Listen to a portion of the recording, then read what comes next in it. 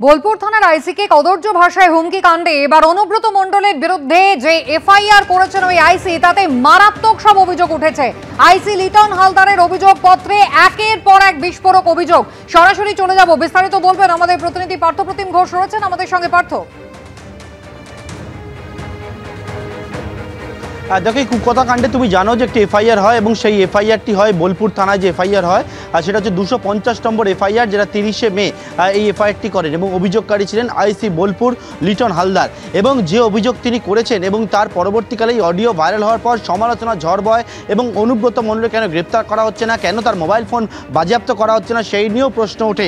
কিন্তু এফআইআরে কী রয়েছে?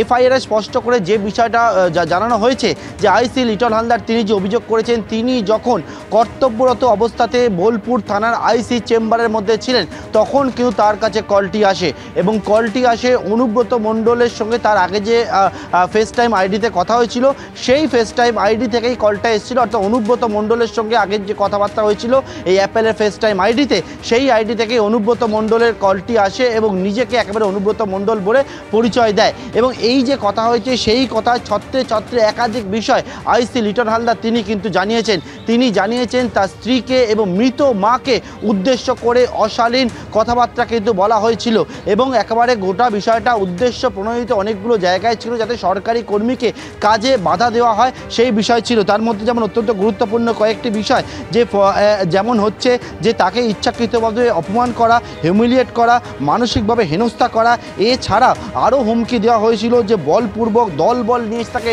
হেনস্থা করা হবে, পাশাপাশি সরকারি কোয়ার্টার থেকে বের করে নিয়ে আসা হবে ডেপুটেশনে কালীন। এই যে অডিও ক্লিপসটা সামনে এসেছিল সেই অডিও ক্লিপসের পরিপ্রেক্ষিতে কিন্তু এই অভিযোগগুলো সেগুলো করা হয়েছে।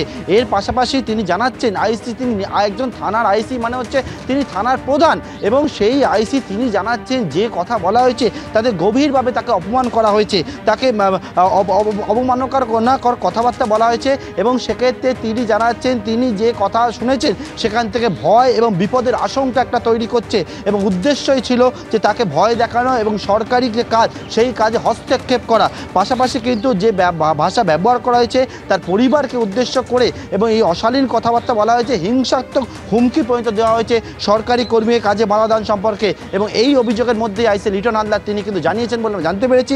সেটি হচ্ছে যে এফআইআর কপি দেখতে পাচ্ছ, যে সেখানে বলা হচ্ছে যে কল রেকর্ড তিনি একটা তার দ্বিতীয় যে মোবাইল সেই মোবাইল থেকে করেছেন এবং পুলিশকে তিনি জানাচ্ছেন, একজন থানার আইসি জানাচ্ছেন যে স্পেসিফিক কেস রেজিস্টার করার জন্য এবং তদন্তকার অনুরোধ জানাচ্ছে আইনানুগভাবে। কিন্তু এক্ষেত্রে এই রকম যখন একজন কর্তব্যরত অবস্থায় একজন থানার আইসি তিনি ফোন পেলেন, তার পরবর্তীতে তিনি যে অভিযোগ দায়ের করলেন, সেই অভিযোগের পর কী পদক্ষেপ গ্রহণ করা হলো এটা নিয়ে সমালোচনার ঝড় কিন্তু ইতিমধ্যে বয়েছিল।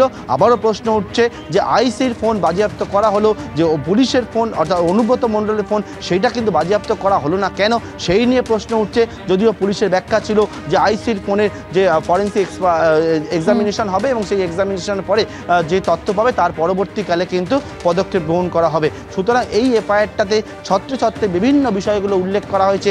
30 তারিখে আইসি লিটন হালদারের যে অভিযোগ সেই অভিযোগের পরিপ্রেক্ষিতে সেই অভিযোগে কী রয়েছে সেই বিষয়ে কিন্তু ইতিমধ্যেই পুলিশের কাছে থানার আইসি তিনি অভিযোগ আকারে দায়ের করেছেন।